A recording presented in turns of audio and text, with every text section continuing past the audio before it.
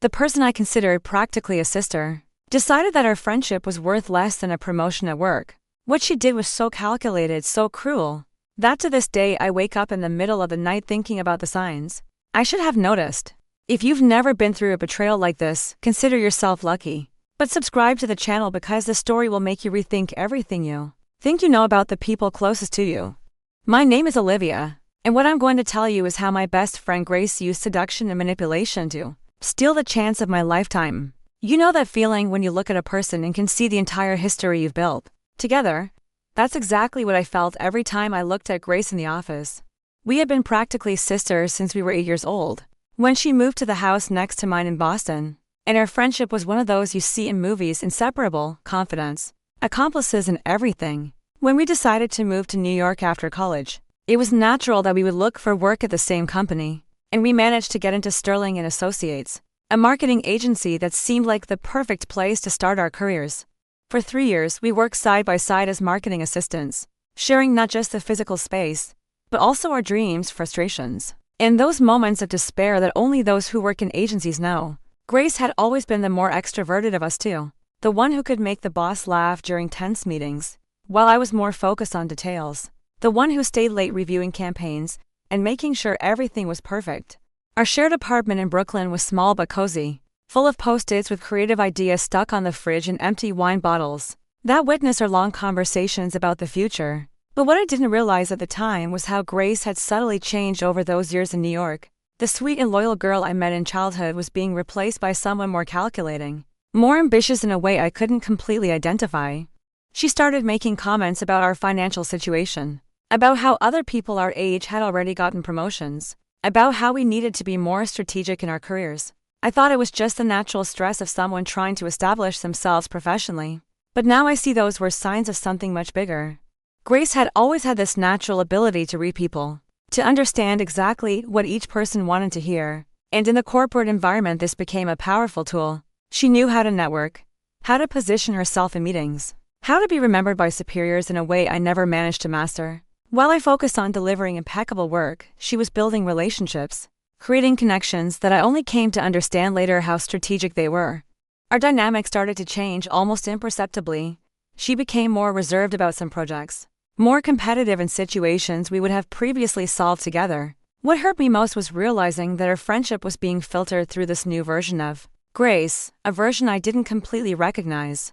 She continued to be affectionate with me, continued to share popcorn while we watched Netflix on the couch, continued to listen to me complain about difficult clients, but there was a subtle barrier I couldn't identify. It was as if she was always one step ahead, always calculating, always thinking about how each situation could benefit her career. I still trusted her completely, still considered her my best friend, but something deep in my mind whispered that things were no longer as they were before. And then, on a Tuesday morning that seemed ordinary like any other, our supervisor Linda was called to a meeting with HR and never came back. The rumor spread quickly through the office: dismissal due to budget cuts, team restructuring, and an account manager position that would be vacant.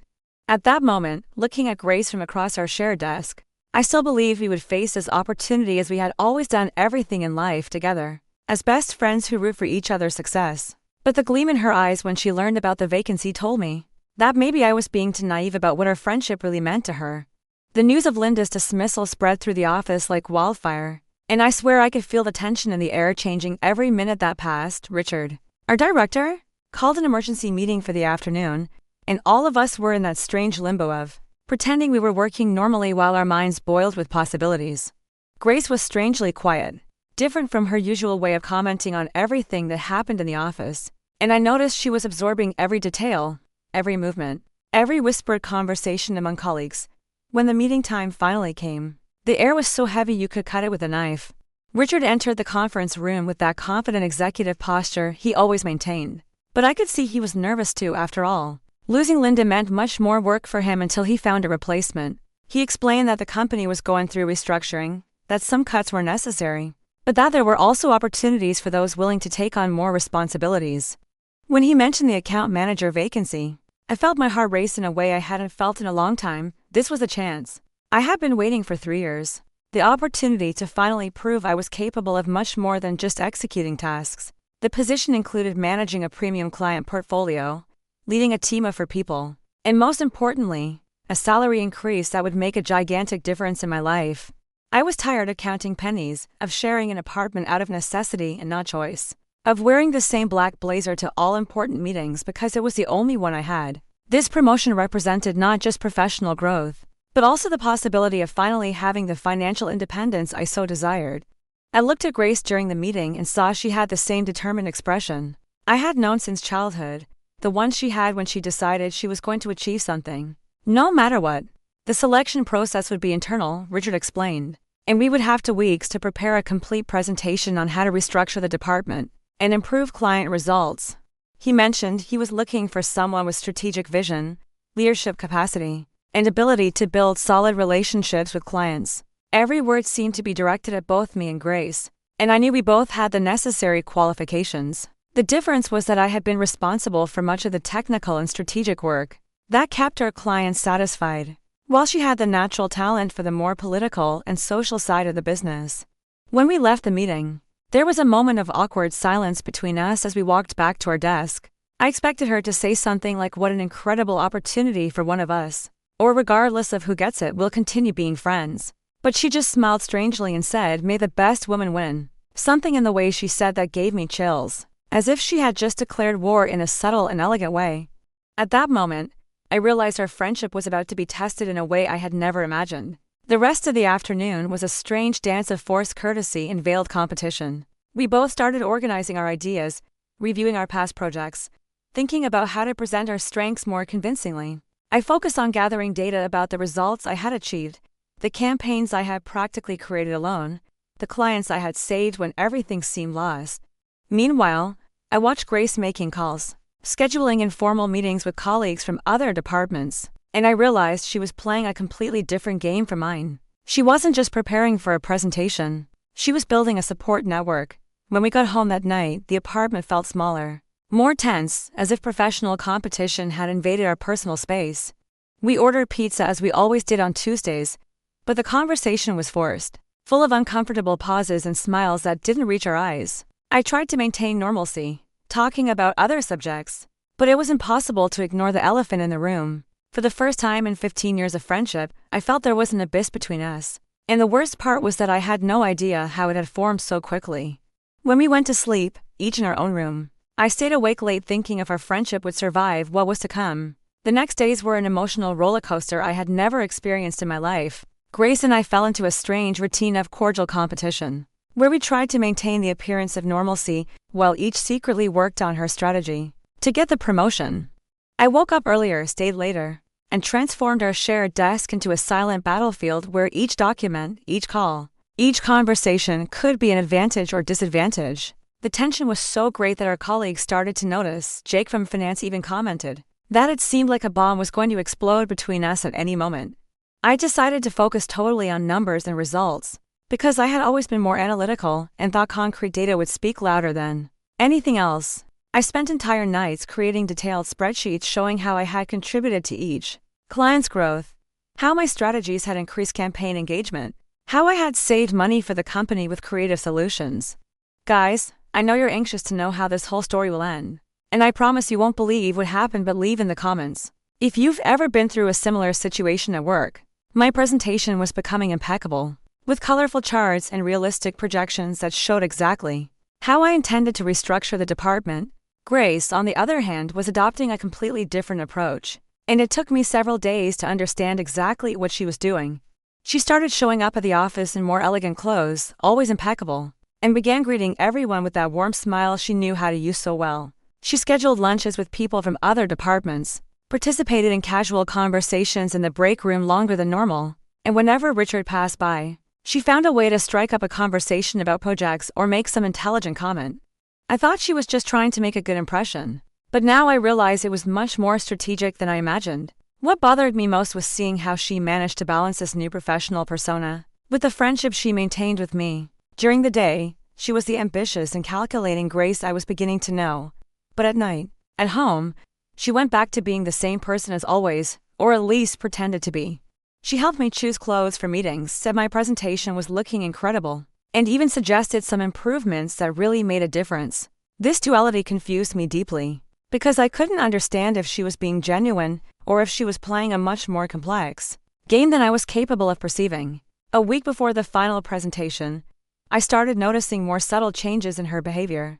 Grace began staying longer at the office, always with a valid excuse: I need to finish client X's report. Richard asked me to review campaign Y, but I noticed she was using these opportunities to have more interactions with him. She started asking questions about his vision for the department, about the challenges he faced as director, and always managed to turn these conversations into moments of personal connection. I still thought it was just intelligent networking, but something in my instinct told me there was more happening there. The pressure was consuming me in a way I didn't expect. I lost my appetite, started having nightmares about the presentation, and felt like I was carrying the weight of the world on my shoulders. This promotion had become much more than a professional opportunity. It was a matter of self-esteem, of proving to myself that I was capable of competing and winning. When I looked at Grace, who seemed to be handling everything much more calmly and naturally, I wondered if I was being too weak, if I should be playing the same game she was playing. But I simply couldn't. My nature was to be direct, honest, and bet on the merit of my work. On the Friday before the final week, something happened that should have been a giant red flag for me. I was finishing some adjustments to my presentation when I saw Grace leaving Richard's office. And there was something different in the way she closed the door, in the smile she had on her face, in the way she smoothed her hair before returning to her desk. When I asked what she was doing there, she said she was just clarifying some doubts about the presentation format, but her tone sounded false, as if she was hiding something. At that moment, part of me wanted to investigate further, but another part preferred to ignore it because I didn't want to believe my best friend would be capable of doing something questionable to get a promotion. What I didn't know at that moment was that Grace had discovered something about Richard that would completely change the game we were playing. During one of those casual conversations in the break room, she heard Kelly from HR quietly commenting to the finance supervisor about the problems Richard had had at his previous job. Apparently, he had gotten romantically involved with a junior employee, and although technically it wasn't against company rules, it had created an uncomfortable climate that resulted in his transfer to our branch.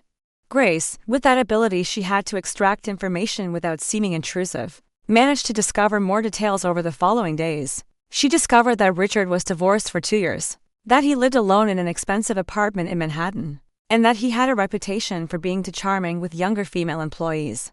It wasn't anything official, nothing that appeared in his professional record, but they were whispers, looks, small comments that painted the portrait of a man who dangerously mixed personal and professional life. Grace realized that he always paid more attention to attractive women during meetings, that his compliments were warmer when directed at them, and that he had a particular way of smiling that she began to recognize as genuine interest, not just professional courtesy. That's when she had an idea that I, in my naivety, never would have imagined my best friend would be capable of conceiving. If Richard had a weakness for young and attractive women, and if this weakness had influenced his professional decisions in the past, why not use this to her advantage? She started studying his behavior like a scientist would study a specimen, mentally noting when he laughed more, what type of comment made him pay more attention, at what time he became more receptive to conversations. It was a calculated, cold and brilliant plan at the same time, and Grace executed it with a precision that chills me to this day. She started subtly, changing small details in her appearance and behavior. The blouses became a little tighter, but still professional. The necklines became a little more evident, but nothing that seemed inappropriate for the corporate environment. She started using a different perfume, more striking, and leaving her hair down more frequently. But the most impressive thing was how she changed the way she interacted with him. She developed a specific laugh for his jokes, a way of looking into his eyes that lasted a few seconds longer than normal, and a way of lightly touching his arm when she wanted to emphasize some point during conversations. What impresses me most, looking back, is how she managed to maintain this seductive persona exclusively for him, while continuing to be the same Grace as always with all other colleagues. It was as if she had developed a dual personality specifically for the situation. With me at home, she continued complaining about Richard, calling him boring and controlling, but I started to notice that these complaints had significantly decreased. She began defending him in casual conversations, mentioning how he was actually very intelligent and understanding with the team. Grace also started creating opportunities to be alone with him. She volunteered to work on projects that required his direct approval, scheduled individual meetings to clarify doubts, and always found an excuse to appear in his office at the end of the workday, when most employees had already gone home. She said it was more productive to work when the office was quieter, But I noticed these extra work sessions always coincided with the times Richard also stayed late. She was building gradual intimacy, creating a bond that transcended the normal professional relationship. The scariest part was seeing how she was genuinely enjoying this. It wasn't just a calculated sacrifice to get the promotion. There was a part of her that was enjoying the game. The power she felt in realizing she could influence an older and more experienced man. She started casually mentioning details about his personal life, things she could only know through intimate conversations. She knew he liked red wine, that he had a dog named Max, that he was planning a trip to Italy, and that he felt lonely since the divorce. This information reached me in fragments, as if she was testing my reaction, checking if I was noticing what was really happening. Meanwhile, I continued focus on my presentation, completely oblivious to the real game being played. I thought we were competing based on professional merit, but Grace was playing on a completely different field. She had transformed the competition into psychological warfare, where the weapons were charm, seduction, and emotional manipulation. And the worst part was that it worked. I could see how Richard was changing in her presence, how he smiled more when she was around, how he paid more attention to her ideas during meetings. My best friend was destroying our friendship and my career at the same time, and I didn't even realize I was being betrayed. What happened in the following 2 weeks was a masterclass in manipulation that I only managed to understand months later when I finally connected all the dots. Grace intensified her strategy in such a subtle way that not even I, who shared an apartment with her, could perceive the extent of what was happening. She started working late coincidentally on the same days Richard stayed in the office, and these extra work sessions turned into increasingly personal conversations. She told me fragments of these interactions as if they were just professional networking, but I started to notice she knew very intimate details about his life, to be just hallway conversations. Her physical transformation was gradual but impressive. Grace had always been beautiful, but she started investing in herself in a way I had never seen before. She changed her haircut, started using more sophisticated makeup, and completely renewed her wardrobe with pieces that highlighted her silhouette elegantly, but undeniably seductively. When I asked about the expenses, because I knew our salary couldn't handle so much renovation, she said she was investing in her career, and that first impression was everything in the corporate world. I thought she was just preparing for the new position, but now I understand she was transforming herself into the perfect fantasy for Richard. What haunts me most is how she managed to create situations that seemed accidental, but were completely calculated. She discovered he always got coffee from the machine on the 8th floor at 3 p.m., so she started showing up there at the same time, always with a valid excuse to be on that floor. She discovered he ate lunch alone in the building's food court every Tuesday, so she started coincidentally being there too. And these coincidences turned into lunches together that she justified as informal meetings to discuss projects. She was creating a routine of intimacy that made him get used to her presence in his personal life. Grace also started using a psychological tactic that I only recognized after reading about emotional manipulation.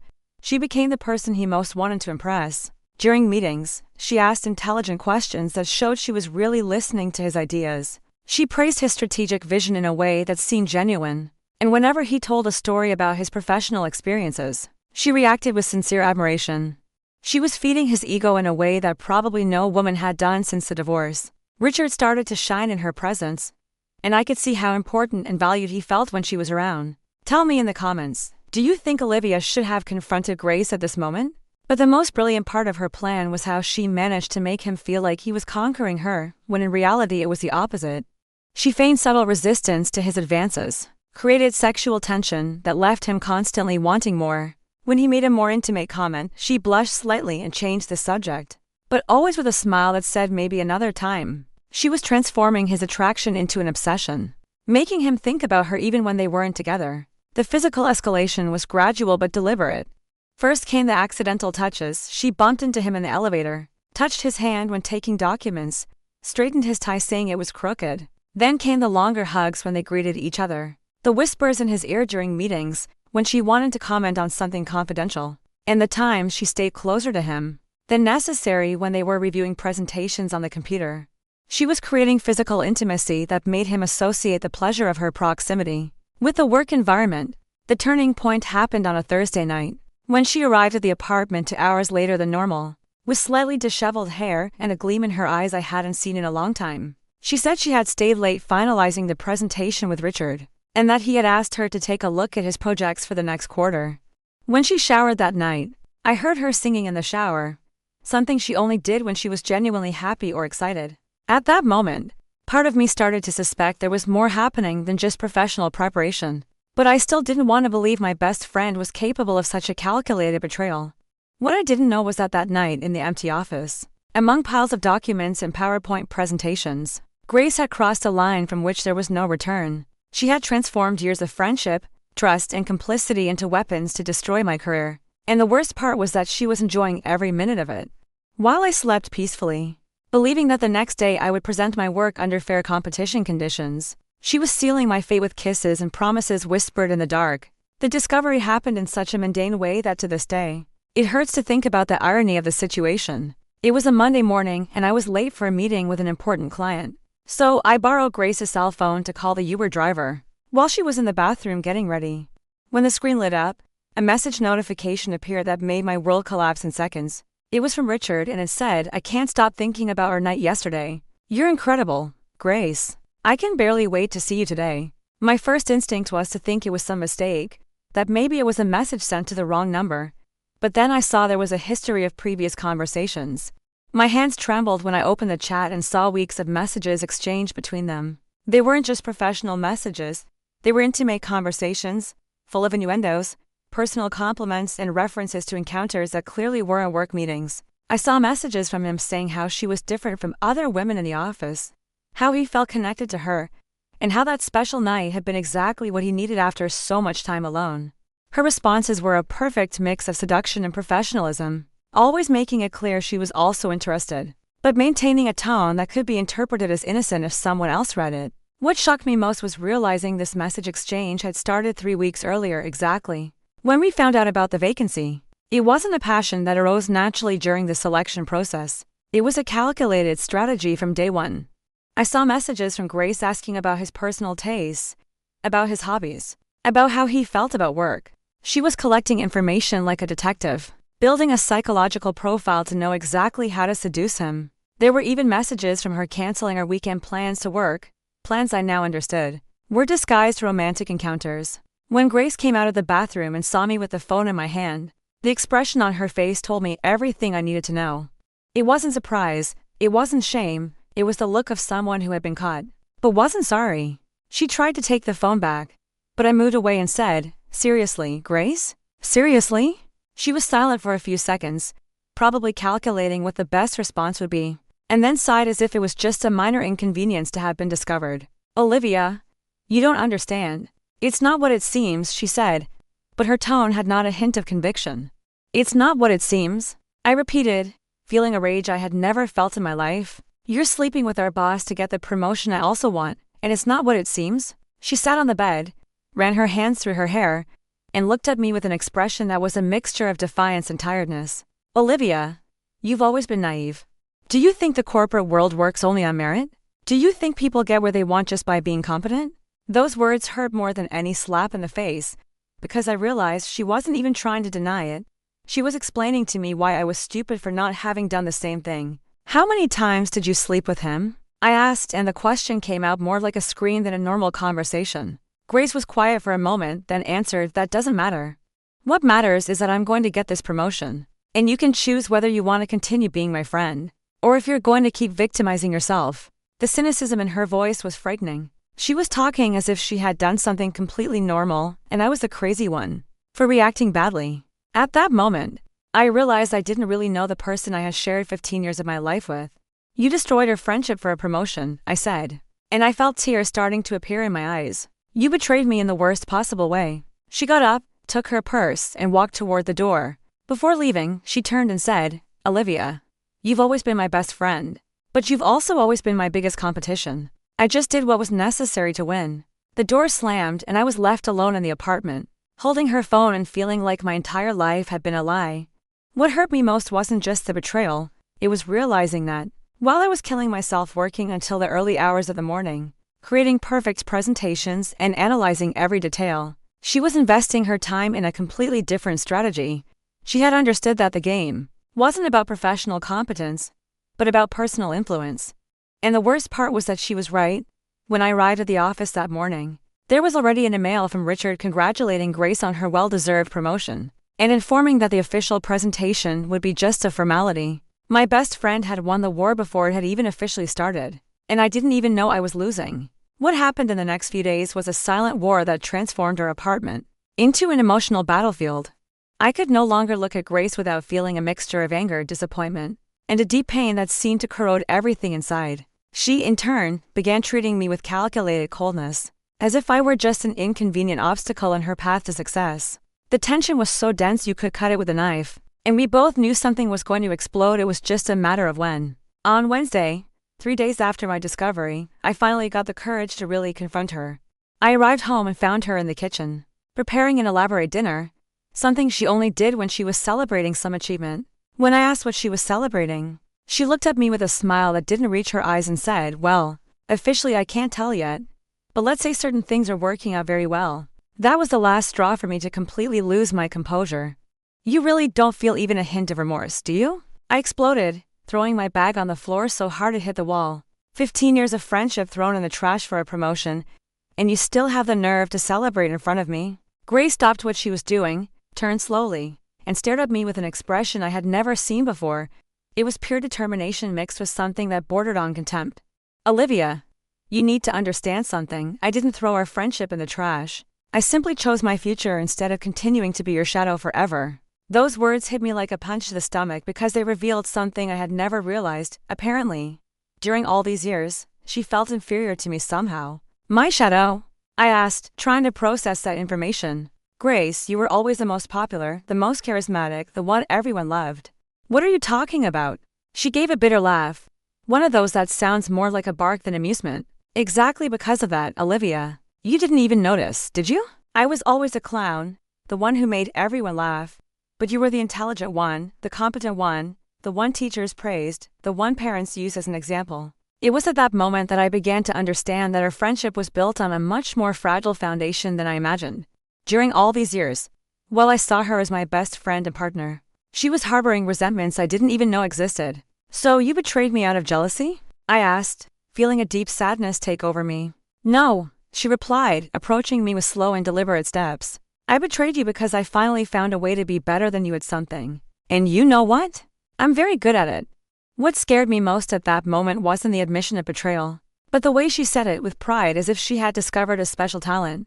She continued, "You can be the best at spreadsheets, at analyses, at technical presentations. But I discovered I'm the best at understanding people, at getting what I want through my femininity and emotional intelligence, and there's nothing wrong with that." At that instant, I realized I was no longer talking to the Grace I knew. This was a completely new version of her, one who had embraced a dark side I never imagined existed. What happened in the following weeks was like watching a horror movie in slow motion, where you know something terrible is going to happen, but you can't do anything to stop it. Grace officially assumed the manager position at the beginning of the following month, and her transformation was complete. She was no longer the insecure girl I met at 8 years old, nor the loyal friend who shared an apartment with me. She had become a cold, calculating executive who treated all employees, including me, with a professional distance that was almost frightening. But what disturbed me most was seeing how she interacted with Richard, our boss, because even having gotten what she wanted, she continued maintaining that seductive dynamic. The new dynamic in the office became a constant nightmare for me. I had to watch daily as my ex-best friend exercised authority I knew had been dishonestly conquered, while trying to keep my dignity and professionalism intact. She assigned me to the most difficult projects, always with impossible deadlines, and seemed to find pleasure in seeing me struggling to meet demands that were clearly punitive. During meetings, she completely ignored me or made subtle comments that undermined my credibility, always with that fake smile I had learned to hate deeply. But the universe has a funny way of balancing things, and the first crack in Grace's perfect facade appeared when Marina, our colleague from the HR department, approached me for an informal conversation during lunch. She had noticed some inconsistencies in Richard's expense reports and was discreetly investigating some suspicious transactions. Apparently, he had used a corporate card to pay for expensive dinners, luxury hotel accommodations, and even some women's clothing items that weren't listed as corporate gifts. Marina didn't say it directly, but her questions made it clear she suspected an inappropriate personal involvement between him and some employee. "Guys, I know you're curious to know if Olivia will get revenge. Tell me in the comments what you would do in this situation."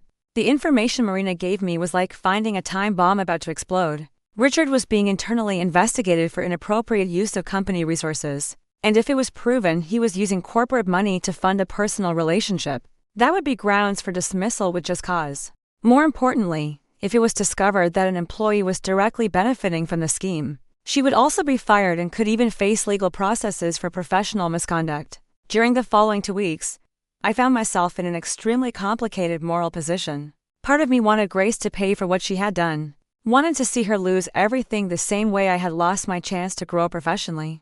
But another part, the part that still held 15 years of friendship, couldn't bear the idea of being responsible for completely destroying her life. I knew that if the investigation progressed, it wouldn't just be a matter of losing her job. It would be the end of her marketing career, legal processes, and a permanent stain on her professional reputation. The decision came in a way I never expected.